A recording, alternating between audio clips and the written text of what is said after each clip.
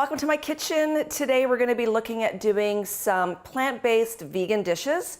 I recently went to Veg Expo, and one of the biggest questions that my viewers who watch the show want to know is why they should switch to a plant-based protein maybe once a week, and why is it good for them, and should they be doing it?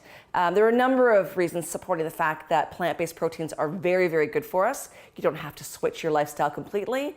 There are a lot of alternatives on the market to help you do that. Today, I'm going to try and do a vegan, plant-based cheese sauce. I'll put it on top of my broccoli. So today's meal, or cheese sauce, we use potatoes. So I use yellow potatoes. You can use red skin potatoes as well. You need 1 1/4 cups of potatoes. I just steamed it all together for convenience sake, pre-measured it pretty much. So we're gonna do 1 1/4 cups of potato. Almost looks like mashed potato now. And then you do 1/2 cup of carrot. The carrot, I'm presuming, besides it being super, super good for you, is probably being used for the color to make it look like an actual cheese sauce as well.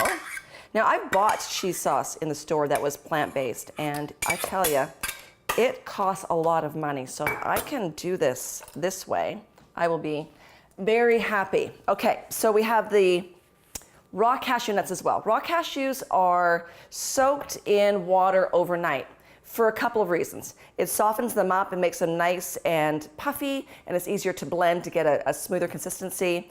If you're like me and you forget to actually do that, you can just boil some hot water and go ahead and soak them for about an hour in the boiling water. Don't boil them, but soak them in the boiling water. So here we have 1/4 cup of cashew nuts going in as well, and 2 to 3 tablespoons of nutritional yeast.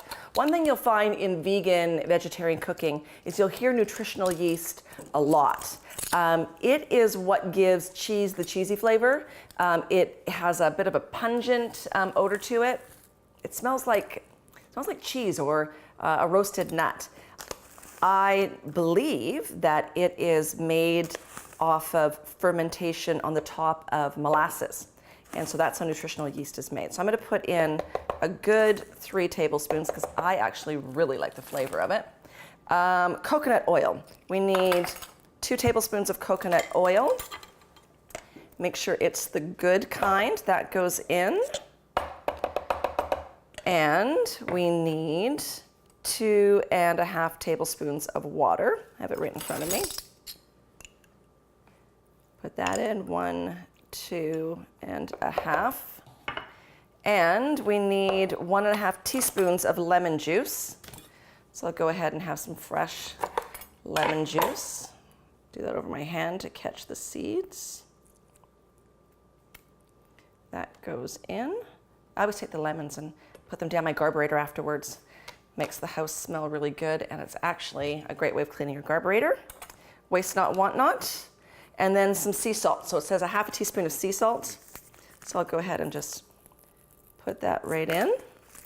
And then garlic, clove, 2 peeled. And do you think I have that ready yet? No, I don't. I'll get that in a second. Onion powder. You're gonna put in a teaspoon of onion powder. You're gonna put in a teaspoon of garlic powder and a teaspoon of cumin. Cumin, great flavor, but also that'll help you get to the orange color as well. And I've got my garlic right here.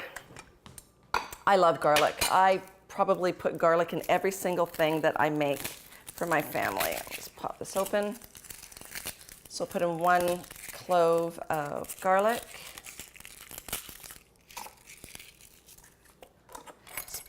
Pop that down. Just throw the whole clove right inside. And I think that is it. A little bit of white wine vinegar. And sriracha to taste, and we'll do that actually in a minute. So I'm gonna go ahead and blend that up. If you have a NutriBullet, that should work. Vitamix is even better, apparently. Here we go.